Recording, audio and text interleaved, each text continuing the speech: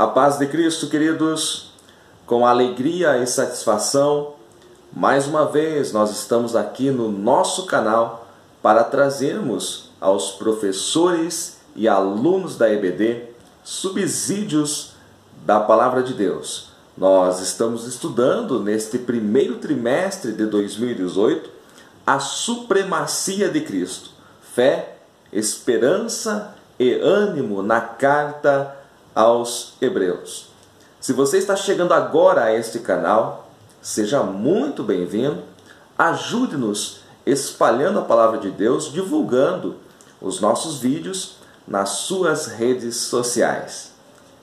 Se você ainda não se inscreveu no nosso canal, se inscreva, deixe aí o seu joinha.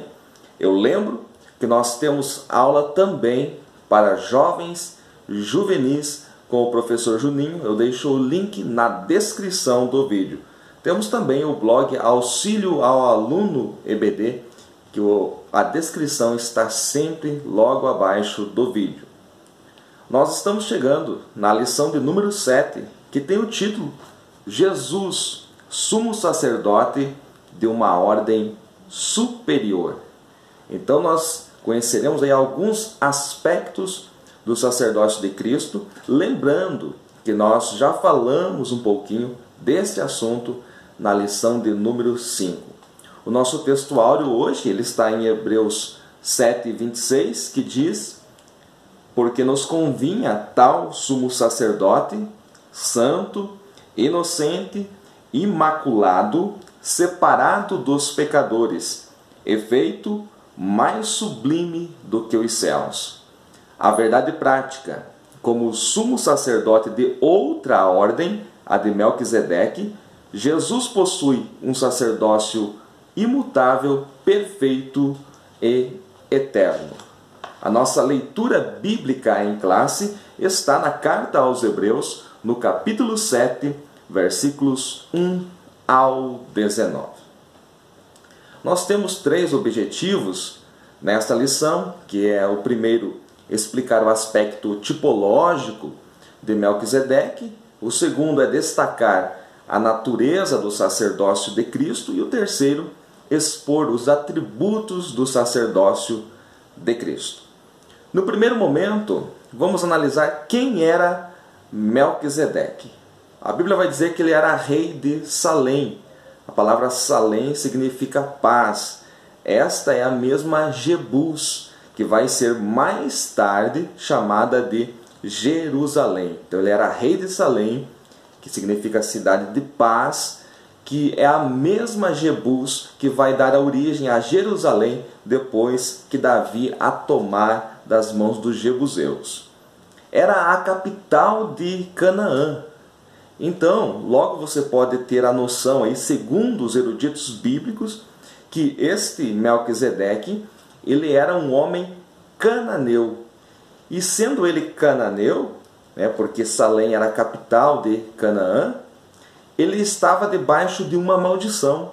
Lembre-se que Noé amaldiçoou seu filho Cã e também amaldiçoou seu neto Canaã e toda a descendência de Cã.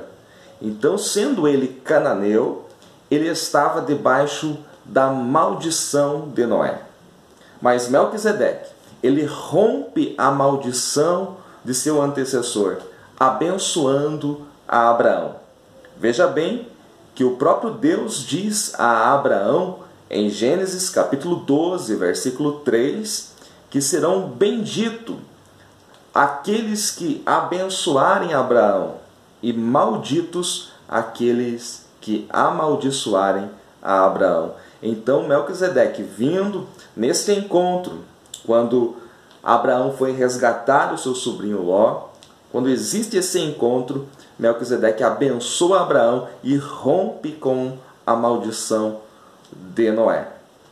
Então ele era rei de Salém, dessa cidade de paz, e era também sacerdote do Deus Altíssimo. É assim que está escrito em Gênesis: El Elyon, sacerdote do Deus Altíssimo, mesmo estando em Canaã, mesmo sendo um cananeu, este homem temia ao Deus dos céus, ao Criador dos céus e da terra. Então, mostrando que Deus ele não vem somente para um clã, somente para uma nação. Deus atende, e Deus é Deus de todos aqueles que o temem. Então vamos ver como que ele surge no cenário bíblico. Porque é interessante que Melquisedeque ele aparece sem nenhuma explicação. Gênesis capítulo 14, não há nenhuma introdução à entrada de Melquisedeque no texto sagrado. E da mesma maneira que ele entra, sai. São poucos versículos, 2 ou 3 versículos somente. Depois você vai encontrar a menção nos Salmos e aqui na carta aos Hebreus. Então em Gênesis capítulo 14 está havendo uma guerra, né? E Ló, sobrinho de Abraão, é capturado e Abraão reúne 318 homens e vai atrás do seu sobrinho Ló. Ele vence a batalha. Abraão vence esses reis que capturaram seu sobrinho e ele está voltando desta guerra quando ele se encontra com Melquisedeque. Neste encontro, Abraão deu o dízimo de tudo, não somente do que ele tinha quando foi para a guerra, mas também os despojos, porque era costume, né, que aquele que vencesse a guerra tinha direito aos despojos. E a Bíblia vai dizer aqui, em Hebreus 7, que Abraão deu o dízimo de tudo. Quando Abraão dá o dízimo a Melquisedeque, ele está reconhecendo a superioridade do seu sacerdócio. Veja bem, Melquisedeque, logo em seguida, ele traz pão e vinho. Traz pão e vinho até Abraão, que são tipos do corpo e do sangue do Cordeiro. São tipos do corpo e do sangue de Jesus. Abraão entrega-lhes os dízimos e Melquisedeque traz o pão e o vinho. A primeira tipologia da ceia do Senhor Jesus.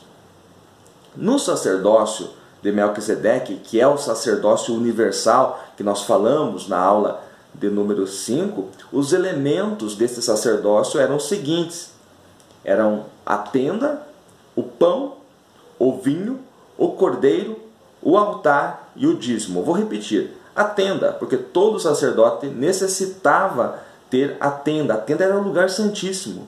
O pão e o vinho, tipos da mesa do Senhor. O cordeiro, porque precisava haver sacrifício. O altar, para sacrificar o cordeiro. E o dízimo, que era direito de receber do menor. O menor sempre dizimava ao maior. Então é por isso que o autor aos Hebreus vai dizer aqui que Abraão é menor. Neste caso, Abraão reconhecendo a superioridade do sacerdócio de Melquisedeque. Então vamos aqui analisar a lição e primeiro explicar um pouquinho o aspecto tipológico deste sacerdócio de Melquisedeque. É interessante notar que ele era sacerdote e rei. Então o nosso comentarista, já no primeiro tópico, ele chama atenção para esse detalhe. Melquisedeque ao mesmo tempo era sacerdote e rei. Na ordem levítica, os sacerdotes eram da tribo de Levi e os reis eram da tribo de Judá. Jesus ele une Judá e Levi para formar o sacerdócio real. Porque veja bem, Jesus Cristo ele era da tribo de Judá. E o próprio autor aos Hebreus vai dizer, da qual Moisés nem ninguém falou de sacerdócio. E Jesus era sacerdote, mesmo sendo da tribo de Judá, porque ele une os sacerdotes com os reis. Jesus sendo da tribo de Judá, ele une reis e sacerdotes, ele une Levi e Judá. Da qual, então nesse caso, Melquisedeque já era uma tipologia deste sacerdócio real, sendo ele o representante do sacerdócio universal. Nós vemos também outra tipologia, que ele é chamado rei de justiça. O nome Melquisedeque, que é Sedeque, é rei, e o próprio autor aos Hebreus vai dizer que é traduzido por rei de justiça. Ele é uma tipologia do sacerdócio real de Cristo, que tem como um dos atributos principais a justiça. Jesus, ele vem para reinar com justiça e reinar com uma justiça eterna. Na nossa lição, o comentarista cita alguns textos, como Isaías 32:1, Lucas 1:33, mas eu quero ler aqui com vocês Jeremias 23, versículo 5, que diz assim: Eis que vem dias, diz o Senhor, em que levantarei a Davi um renovo justo, e sendo rei, reinará e agirá sabiamente e praticará o juízo e a justiça na terra. Jeremias 23:5, uma profecia falando aqui a respeito do reinado de Cristo, que é um reinado em justiça. Então nós vemos aqui a tipologia quanto ao sacerdote rei, que era algo exclusivo do sacerdócio universal. No sacerdócio levítico não existia sacerdote rei.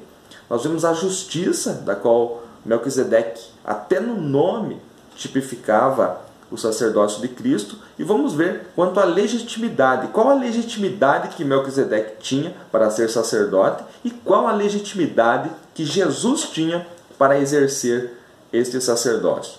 Olha só, o sacerdócio universal não depende de genealogia, porque no sistema levítico o sacerdócio só era exercido por aqueles que eram da tribo de Levi, né, e descendente da família sacerdotal.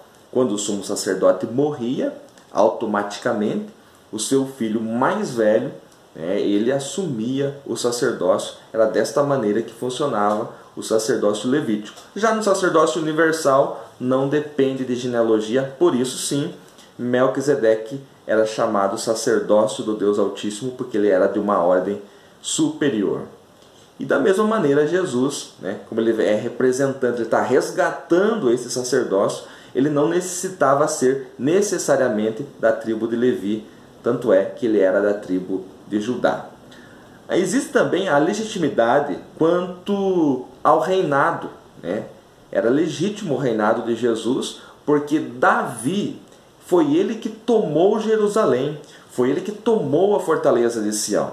Quando Davi assumiu o trono em Israel, a cidade de Jerusalém estava sob o domínio dos jebuseus, e foi Davi. Você pode conferir isto em 2 Samuel, capítulo 5, versículos 6 e 7, ele vai lá e toma esta cidade das mãos dos jebuseus. E Jesus ele é chamado filho de Davi. Portanto, ele tinha legitimidade de exercer o trono que era de Davi. E aquilo que Davi conquistou, agora ele tinha direito a este trono. Veja só como a palavra de Deus ela é maravilhosa. Então este é o aspecto tipológico.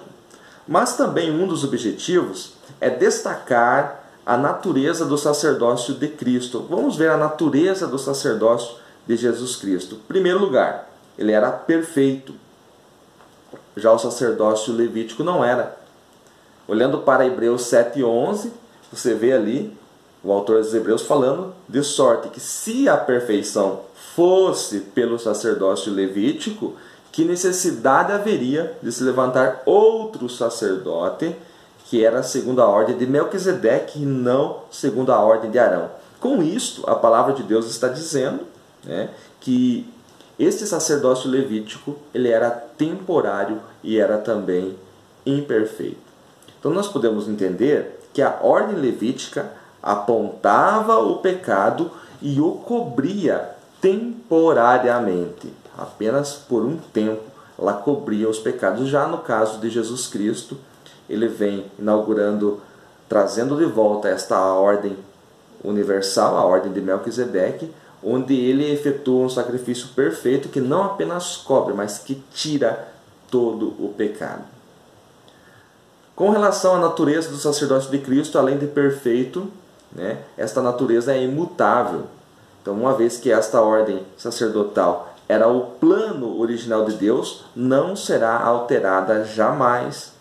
Então, Deus alterou a ordem de Arão porque ela era apenas transitória. Ela apenas tipificava a perfeição que viria com Cristo. Uma vez que Cristo veio, e ele é o antítipo daquilo que o sacerdócio levítico apontava, agora este sacerdócio de Jesus Cristo, ele é imutável, ele não será alterado jamais, porque é um sacerdócio eterno.